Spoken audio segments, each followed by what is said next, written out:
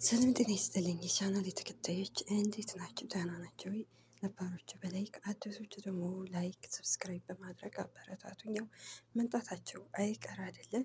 እንግዲህ የአብርሃምን ውሳኔ አይተናል፣ ሰምተናል፣ ሁላችንም ተገርመናል፣ ሁላችንም ገርሞናል። እኔ ገርሞኛል።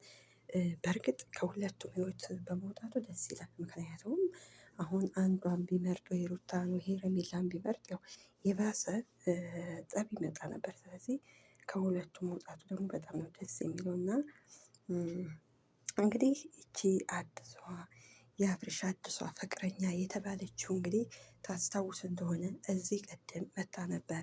እዚህ ቀደም መታ እንግዲህ ሩታ እንግዲህ ያው አንዴ በጥፊያቸው አጭላልቃት ነበርና እና በደንብ አስተውላችኋት ከሆነ እንግዲህ ሰሞኑን እንዳያችሁት እንግዲህ ፌስቡክ ማን ይሄ ቲክቶክ እየተለቀቀ ነው እንግዲህ ከዚቹ አዲስ ፍቅረኛ ከተባለችው እንግዲህ አብሮ እየመጣ ነው አብርሽ። ስለዚህ አብርሽ እኔ ግርም የሚለኘው በየአመቱ ያኔ እድሳት ነው እንደ ሰው እያደሰ ነው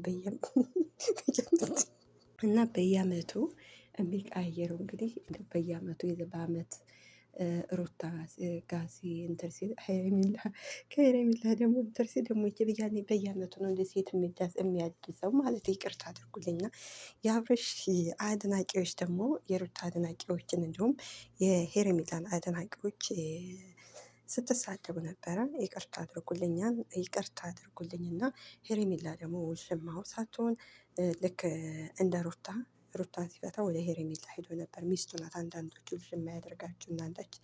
ለማንኛውም እሱ ከተመቸው የፈለገውን ያደርግ የምትሉ በሰላም ነው። ሴት ልጅ እናንተ ታላችሁ እናንተ እኮ ሴት ናችሁ እንደዚህ የምትሉ እንደውም እንደዚህ ሲያደርግ ለምን ብላችሁ መቆጣት ነበረባችሁ እንጂ አይደግ አድርግ እሱን ከተመቸው ምናምን ነው።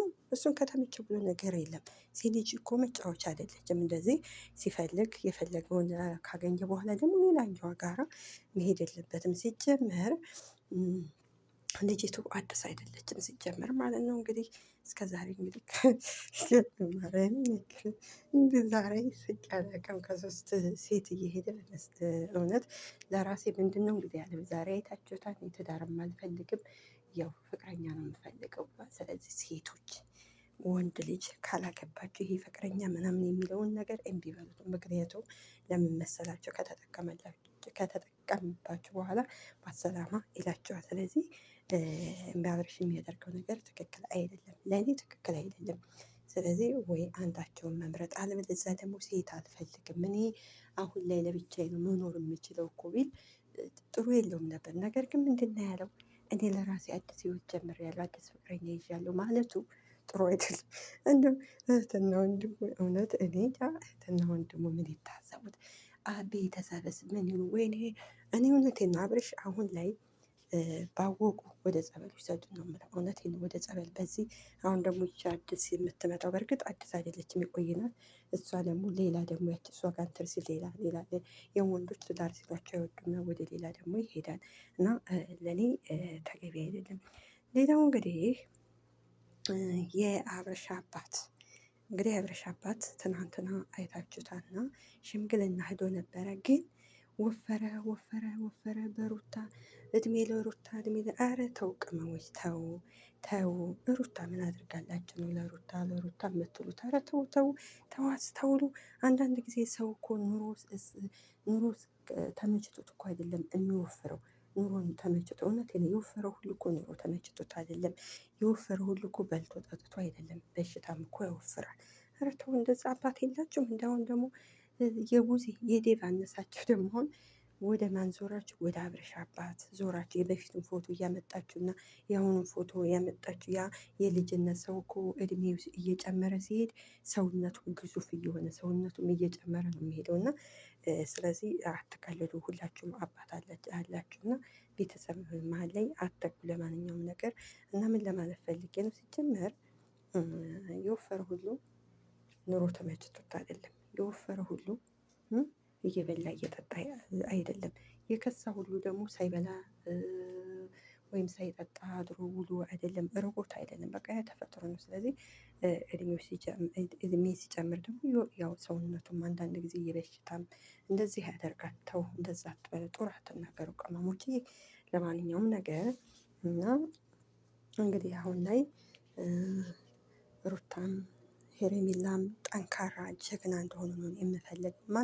ሁሉም ይፈልጋል፣ እኔ ብቻ ሳልሆን ሁሉም ማለት ነው። ሴት የሆነ በሙሉ ሩታና ሄሬሚላ ጀግና ሆነው ጎብዘው እንዲኖሩ ይፈልጋሉ። የራሳቸውን ህይወት እንዲኖሩ ይፈልጋል። በቃ እንኳን ቁርጡን ነገራቸው። እሱ ነገ ዛሬ እያለ እንትን ከሚል እንኳን ቁርጡን ነገራቸው።